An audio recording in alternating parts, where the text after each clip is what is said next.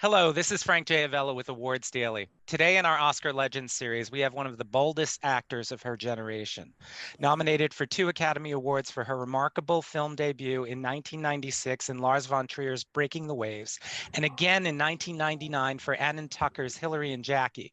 Her film credits include The Boxer, Gosford Park, Punch Drunk Love, Within the Whirlwind, and War Horse. And for her work on TV, she's recently been nominated for an Emmy for Chernobyl and a BAFTA for Too Close. She's currently starring in Anna Holmer and Celia Davis's shattering film, God's Creatures, where she plays a mother who comes to terms with hard truths about her beloved son.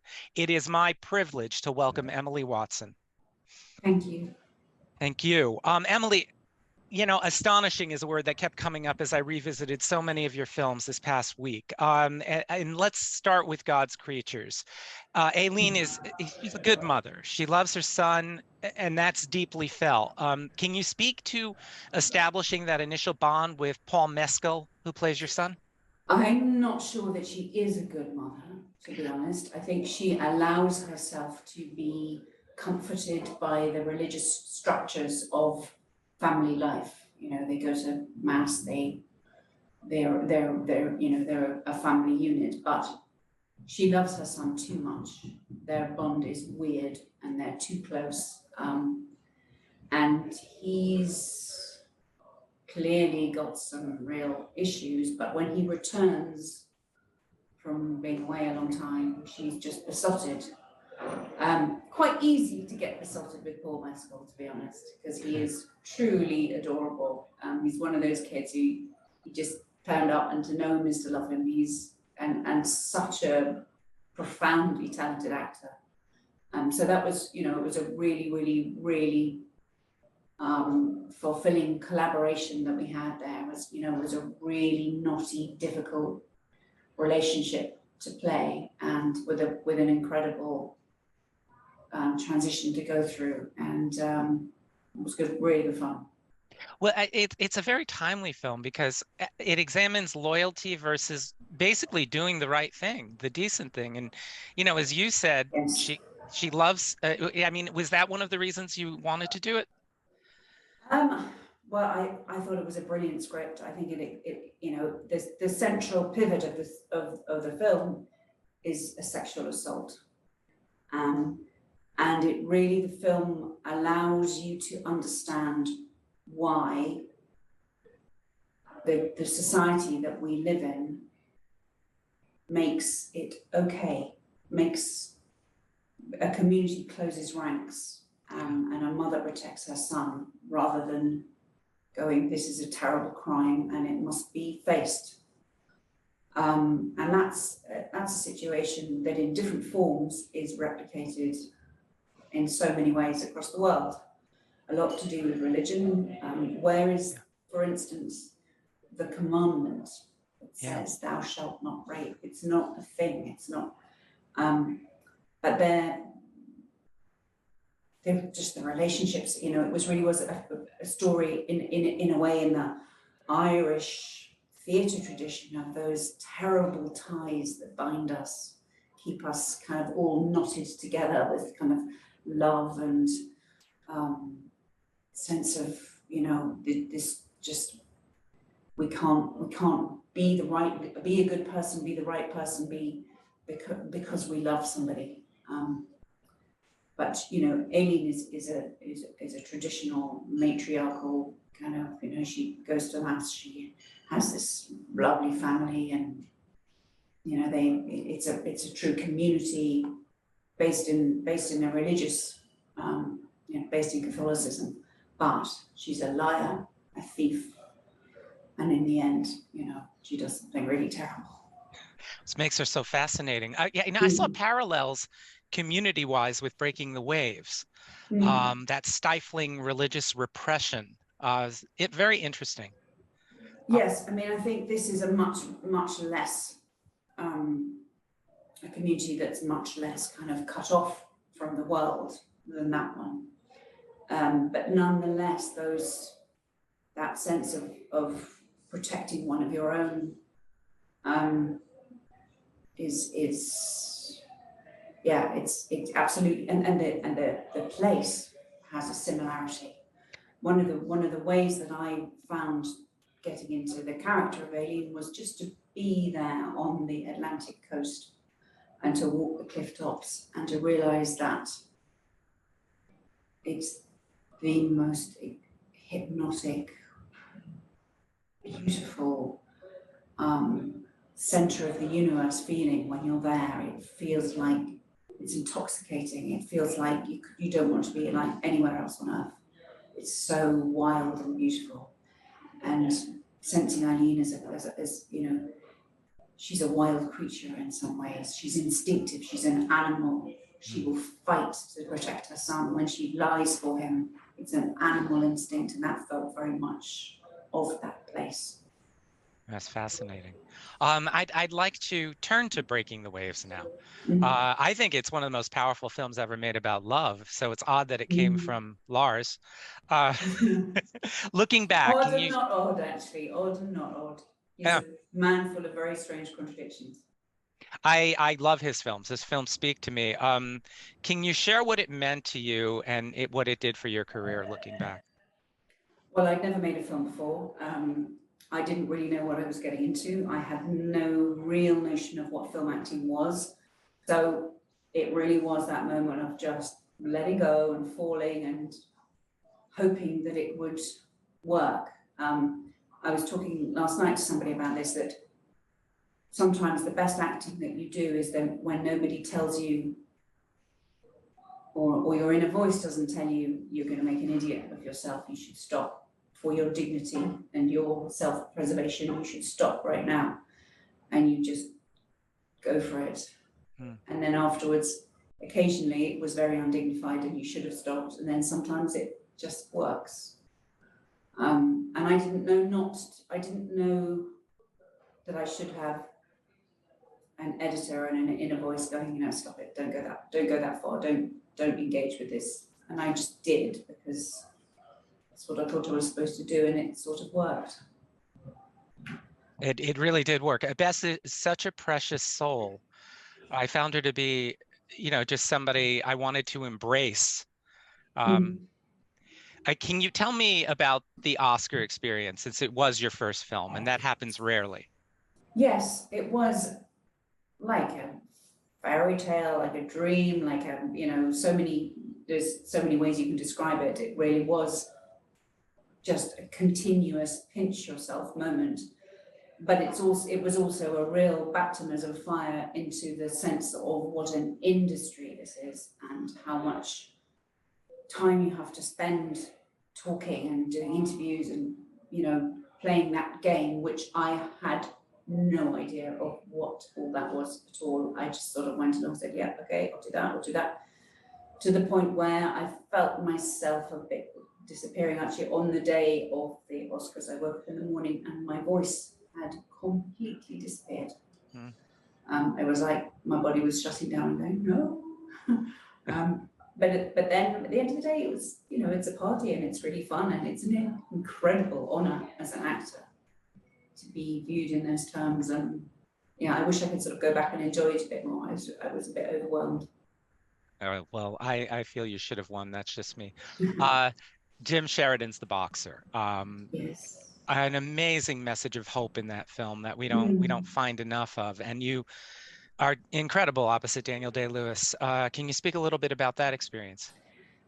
That was, I mean, Daniel had always been, for me, growing up, one of those people who I just thought was an astonishing actor. And so to get to work with him was truly, you know, felt unreal. And actually to go through the process of seeing him do his thing and become a boxer and become, you know, that person, you know, I learned so much from watching that. It was tough because our characters were not supposed to have seen each other for 14 years or spoken. So there wasn't a camaraderie and a kind of, we're in this together at all.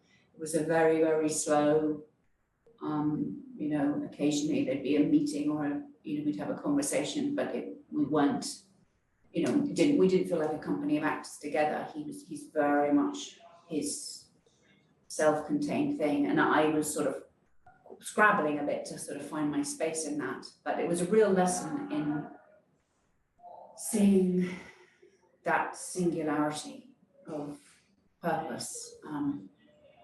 Amazing, absolutely amazing. It's astonishing what he does. It's a film that really, really, truly holds up so well today, and it speaks to today as well. Hillary and Jackie, opposite Rachel Griffiths, real life classical musicians. Jacqueline Dupre, you played, and you received your second Oscar nomination. I Yes. loved how these women were presented in all the gray shadings. You seem to lean towards that, and I so appreciate that about your work. Thank you. Yeah, I mean, it's a devastating story. She was, I mean, in the UK at least, she's very much revered as a figure in the classical, pantheon of greats. And her story is very, very tragic that, and she died young of a horrible disease. But there were lots of complex things going on in her life. And, I look back on it now, when I did the film, I was so hungry to do great stuff and have do amazing roles, and it was such an amazing part to throw myself into, and and a cello, and all the different things that it required.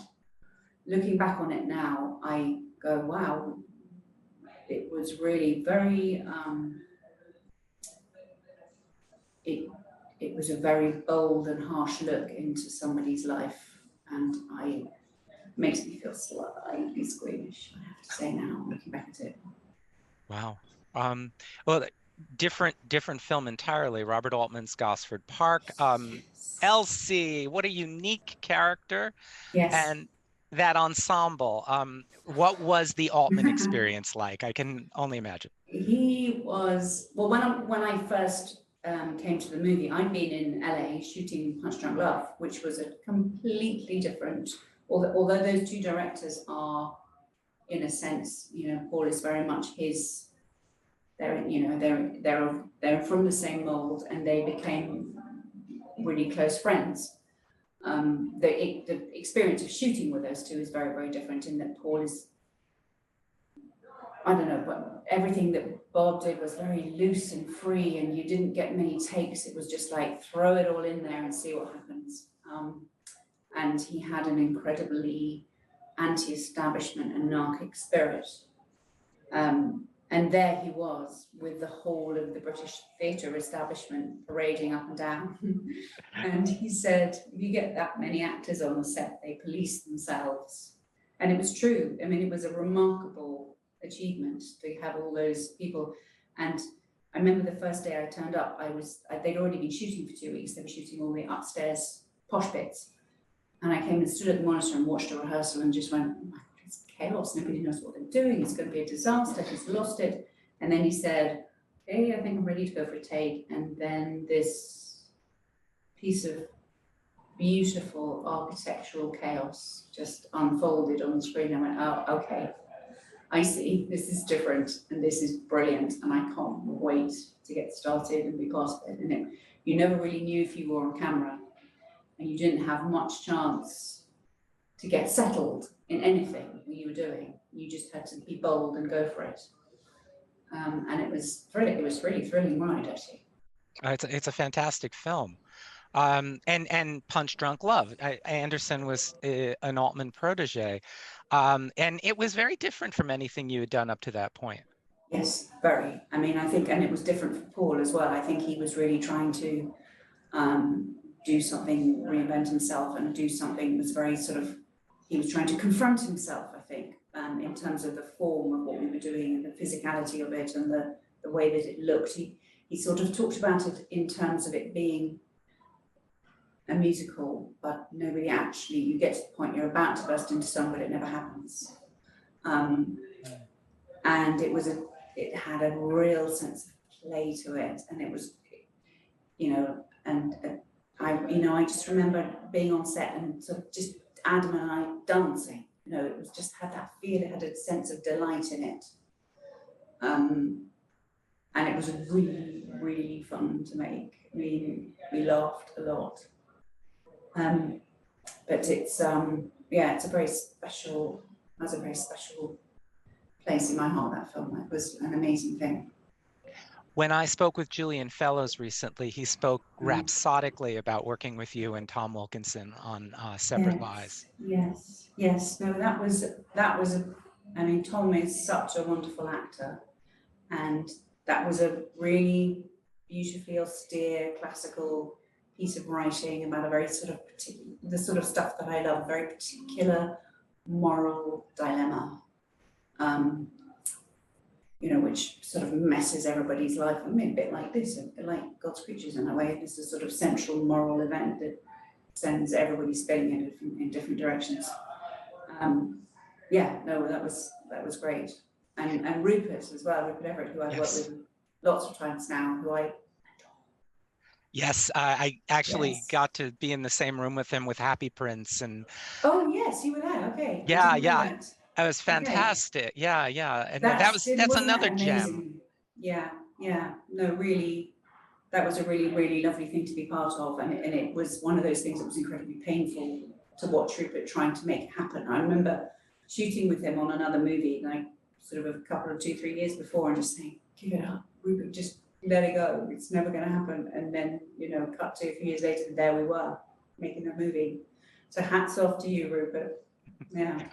I also have to ask you about Wawa because, to me, to have you, Miranda Richardson, and Julie Walters in the same film was just. Yeah. Well, that's Richard. I mean, Richard E. Grant's life story, of the story of his childhood. And everybody, he's just one of those people. I got to know him from Gosford Park, and it was just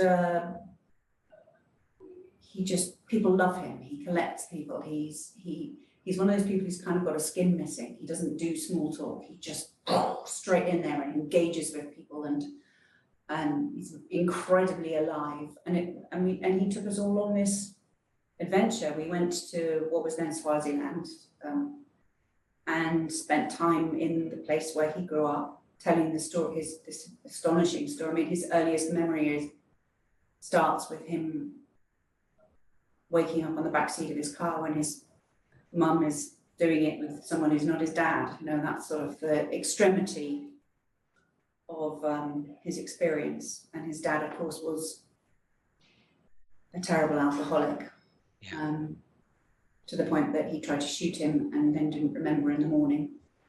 Just extraordinary story. But great adventure. Speaking of extraordinary stories, one of my favorite performances of yours is Eugenia Ginsberg in Within the Whirlwind. You saw it. Somebody saw it. I have the DVD. Why did no one else get to? Yes. I don't know. That movie was such a labor of love and such an incredible story. And I feel like I poured myself into it, and then it kind of went. Where did that go? I don't know. There was a whole financing thing. I think I don't know what happened. I don't know why. It was one of those ones you just have to go, well, that's a good Zen life lesson. I wish they would re-release it today because stories like that need to be told. Yeah, I mean, extraordinary woman who was put to the gulag by the Soviet system in the 30s, and when she got into solitary confinement, realized that she could remember about 2,000 poems by heart, which she didn't know she could, but the extremity of that situation, it was like when your life flashes before your eyes and your body makes you remember things that will help you live. It was as if she'd been a poetry professor. It saved her, and then I won't go on about it. Amazing story. No, I agree. And another really important story was Oranges and Sunshine, about the unbelievable but believable uncovering of the forced relocation of children.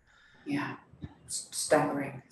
I could not believe the story that I didn't know it, that it's just there in plain sight. Basically, the British government, over a period of decades, but sort of concentrated in the 50s and 60s, probably deported children from care homes who had without passports, with no legal status, to British territories, to sort of Australia, Canada, and various different places in the Empire, Commonwealth, whatever you like to call it.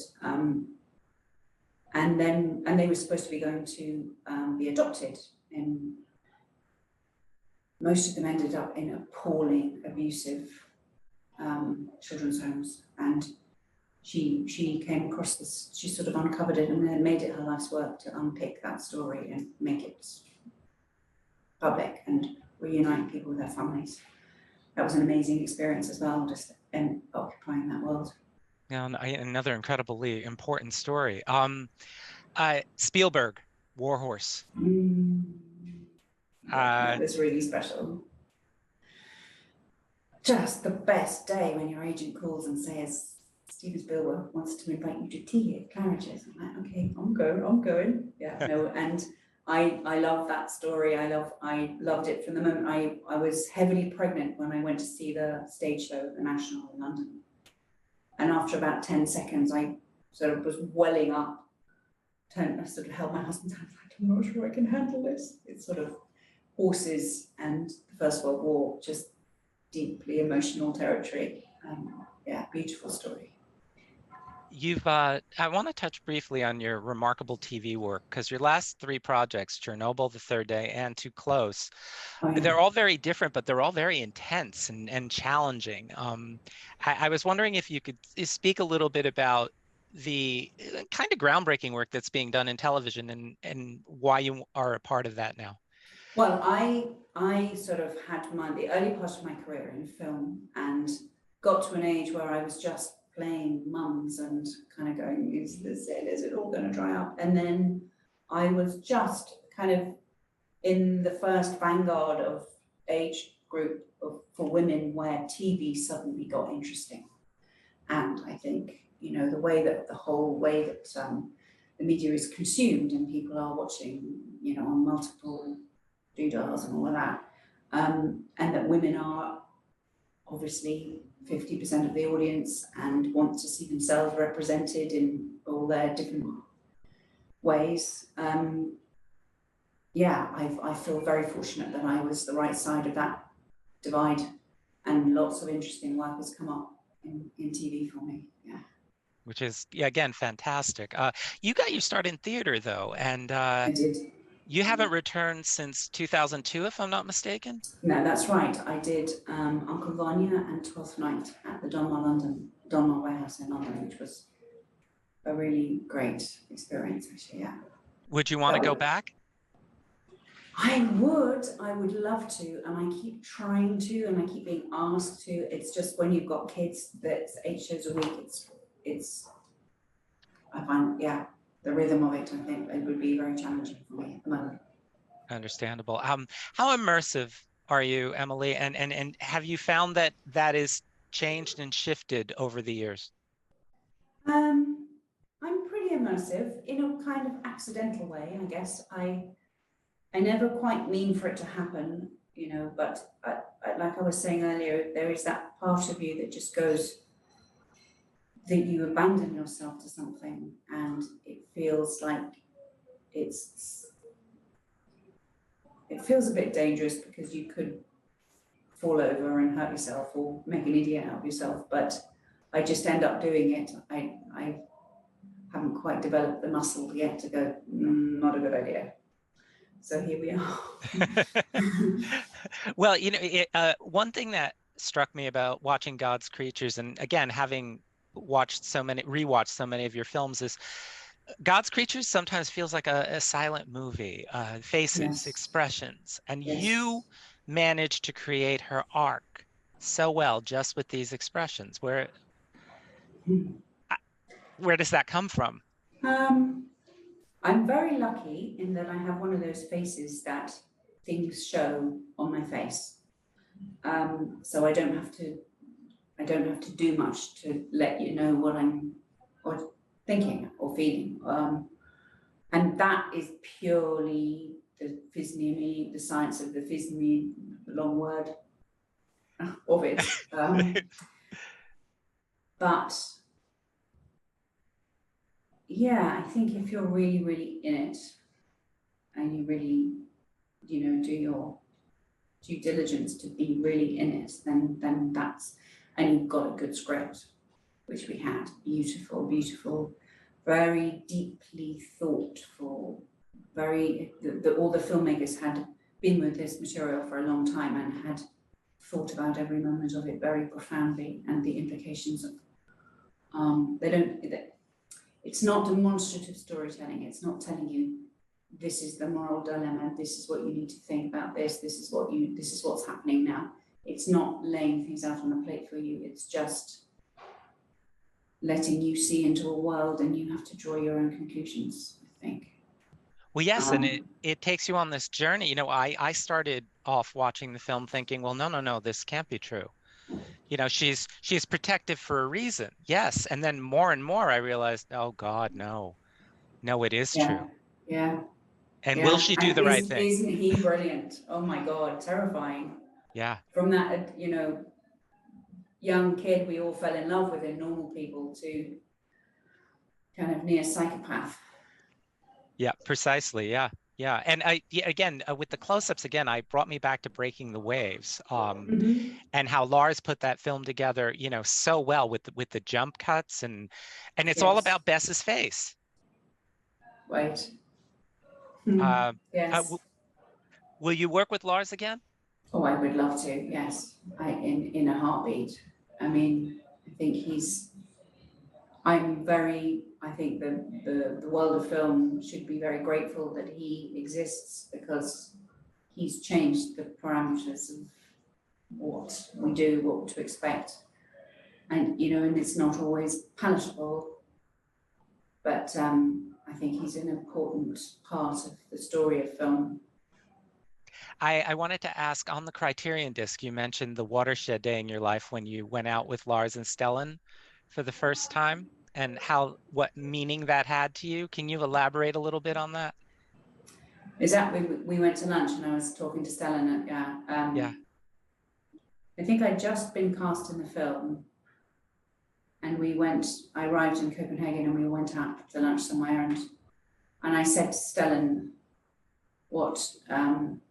I don't really know what film acting is. I don't know what to do. And he said that this advice has stayed with me all my career. He said, don't aim for anything, just let go. Which is kind of gets you out of so many holes, because you get stuck onto something else, trying to strive to arrive in a particular place or make something happen, and just kind of go, I let it go, just see what happens. It's really amazing advice for an actor. Incredible. Your career trajectory, honestly, has been pretty amazing, I think. And I know it's difficult to, see probably your filmography in that way, but I always felt that there were three actresses of your generation, three actors, forget the gender, you, Blanchett, and Winslet. The three of you kind of were this new breed of actors, and you guys have kind of blazed this trail, so you need to accept that. Thank you. I accept. Thank you. It's a You're very welcome. Nice thing to hear, and to be in exalted company. They're both incredible and amazing women. Yeah. What are you working on now, Emily? I have another film with A24, which is coming out next year, called The Legends of Gucci, which is just delicious. It's the story of a young girl who's played by Helena Zengel, who lives in a kind of mythical country that looks a bit like Romania, and their land is inhabited and invaded by marauding kind of monkey bears called Ochi, and they're always fighting them, and she befriends one of these creatures, and it's not quite like anything you've ever seen. And I play her mom, and Willem Dafoe plays her dad, and we are at odds with each other, let's put it that way. And it's really something, yeah, and Film Wolfhard's in it as well. It's really cool.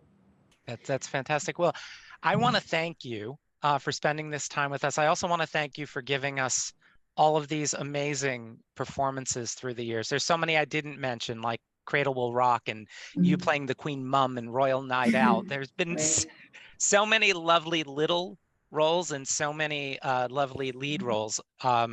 So, once again, thank you for taking this time. Thank you, Frank. Thanks for having me, really. I feel honored. Have a great day. You too. Thank you.